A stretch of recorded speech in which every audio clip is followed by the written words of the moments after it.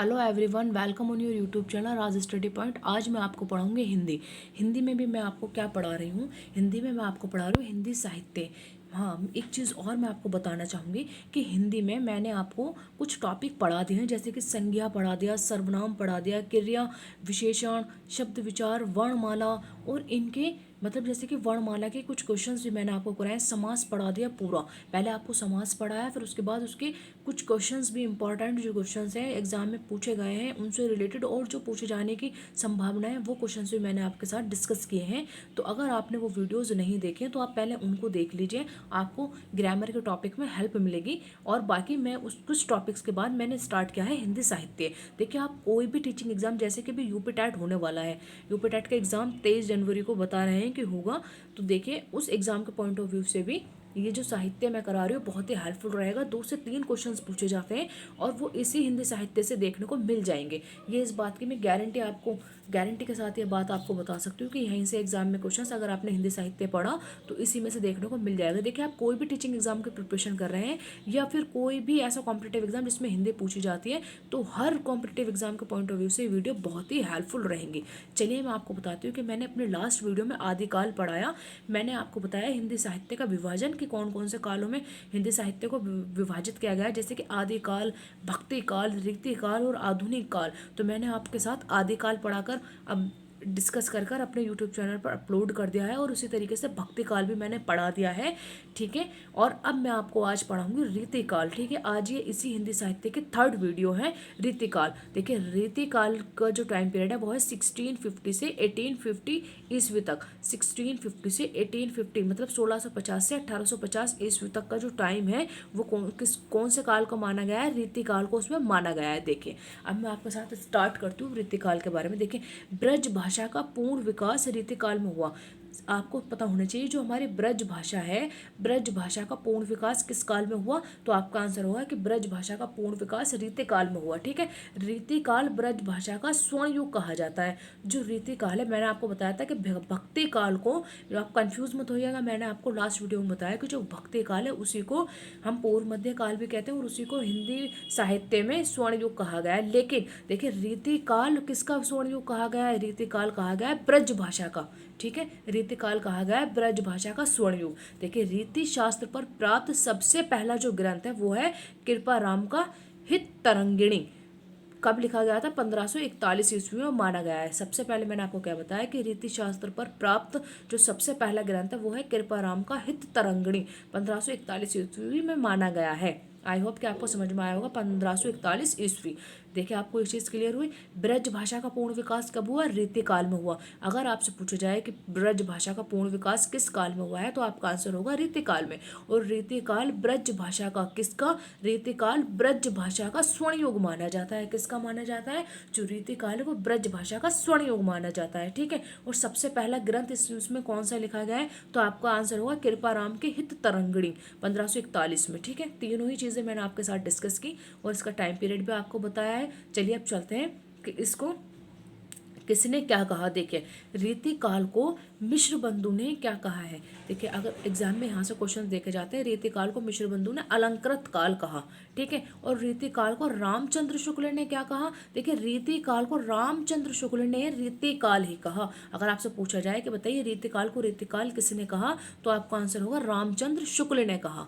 किसने कहा है, रामचंद्र शुक्ल ने कहा। इसी तरीके से देखिए, रीतिकाल को विश्वनाथ प्रसाद मिश्र ने क्या कहा। तो देखिए, श्रृंगार काल किसने कहा, श्रृंगार काल किसने कहा है रीतिकाल को, तो आपका आंसर होगा विश्वनाथ प्रसाद मिश्र ने।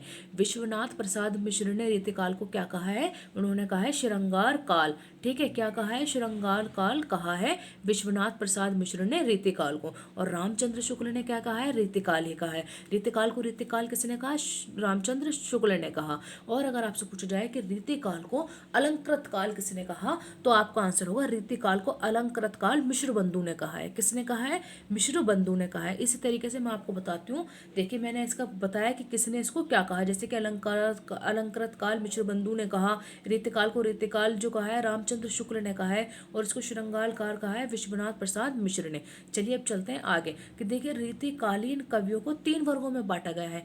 जैसे कि आप देख पा रहे होंगे कि रीतिकालीन कवियों को किसमें बांटा गया है, तीन 3 वर्गों में बांटा गया है। रीतिकालीन कवियों को 3 वर्गों में बांटा गया है और देखिए तीनों ही मैं आपके साथ डिस्कस करूंगी। जैसे कि सबसे पहले रीतिबद्ध, किसमें, देखिए रीतिकालीन जो कवियों को, जो रीतिकालीन कवि थे, जितने भी रीतिकालीन कवि रहे हैं, कवियों को किसमें बांटा गया है, 3 वर्गों में बांटा गया है। कौन कौन से, रीतिबद्ध, रीति सिद्ध, रीति मुक्त। ये आपको पता होना चाहिए कि 3 वर्गों में, यहाँ इसमें जितने भी कवि रहे हैं उनको 3 वर्गों में बांटा गया है। कौन कौन से वर्गों में, रीतिबद्ध, रीति सिद्ध और रीति मुक्त में बांटा गया है। ठीक है, अब देखिए मैं आपको बताती हूँ आगे। आचार्य रामचंद्र शुक्ल ने केशव दास को कठिन काव्य का प्रेत कहा है।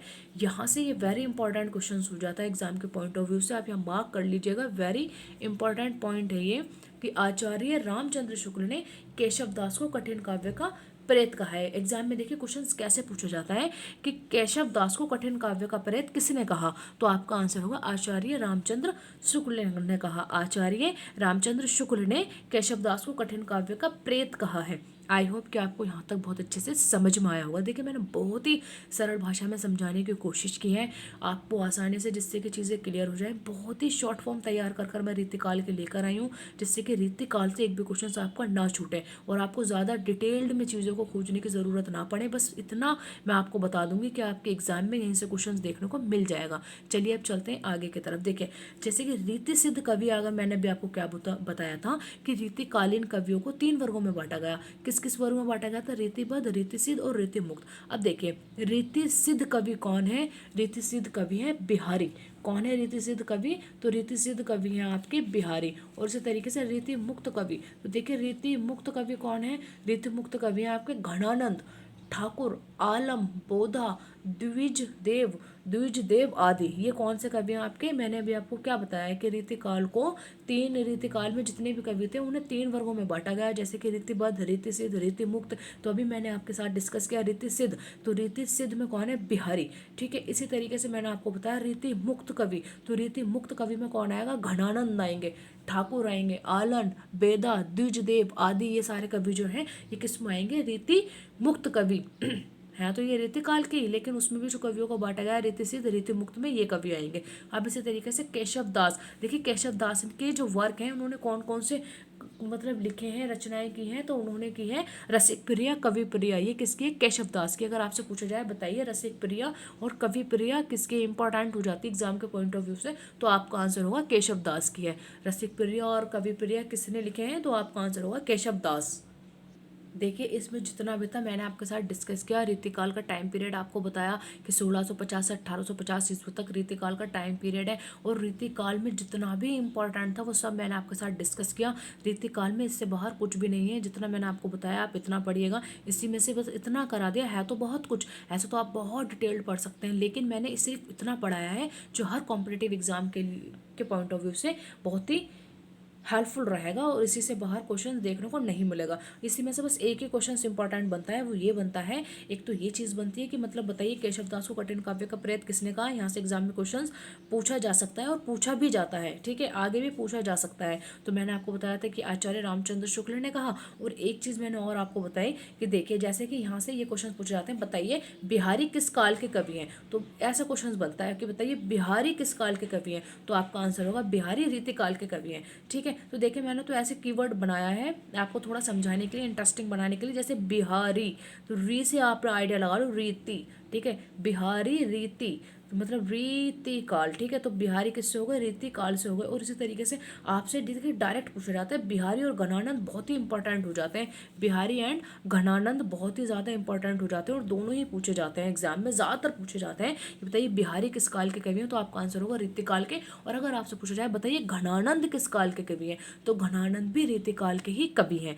तो ये 3 चीज़ें मैंने बताई कि तीनों इंपॉर्टेंट है। और एक चीज़ मैंने आपको और बताई कि केशव दास ने जो वर्क लिखे हैं, केशव दास को कठिन काव्य का प्रेत कहा जाता है। पहले तो आपको ये पता होना चाहिए किसने कहा, आचार्य रामचंद्र शुक्ल ने कहा। और इसी तरीके से एक चीज़ इनकी और आपको पता होना चाहिए कि केशव दास ने रसिक प्रिया और कवि प्रिया लिखे। यहाँ से भी एग्जाम में क्वेश्चन पूछा जाता है। आई होप कि आपको ये सारी चीज़ें बहुत अच्छे से क्लियर हो गई होंगी। और इनका काल जो मतलब मैंने आपको बताया कि अलंकृत काल किसने कहा, रीतिकाल किसने, रीतिकाल को रीतिकाल ही किसने कहा, तो आपका आंसर होगा रामचंद्र शुक्ल ने कहा।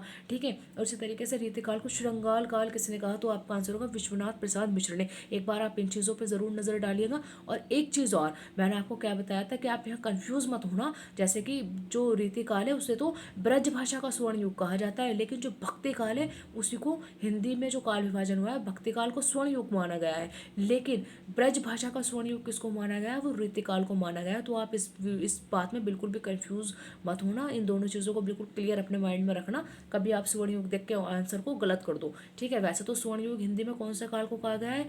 उसको कहा गया है, जो मैंने आपको बताया था पहले, भक्ति काल को स्वर्ण युग कहा गया है। लेकिन ब्रज भाषा का जो काल है, रीति काल को ब्रज भाषा का स्वर्ण युग कहा गया है, लेकिन रीति काल को क्या गया कहा गया है?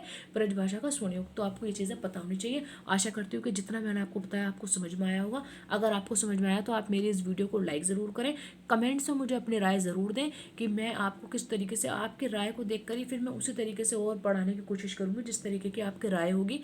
ठीक है, और अगर आप मेरे चैनल पर नए हैं, आपने अभी तक मेरे चैनल को सब्सक्राइब नहीं किया है, तो आप सब्सक्राइब ज़रूर करें, जिससे कि जो भी वीडियो मैं अपलोड करूँ उसका नोटिफिकेशन आपके पास तुरंत पहुंच जाए। देखिए, ये जो चैनल मैंने बनाया है टीचिंग के पॉइंट ऑफ व्यू को दिमाग में रखकर बनाया है कि टीचिंग की मुझे इसमें प्रिपरेशन करानी है। ठीक है, बाकी तो हर एग्जाम में जहाँ पर भी हिंदी पूछी जाएगी उसके पॉइंट ऑफ व्यू से वीडियो बहुत ही हेल्पफुल रहेंगी।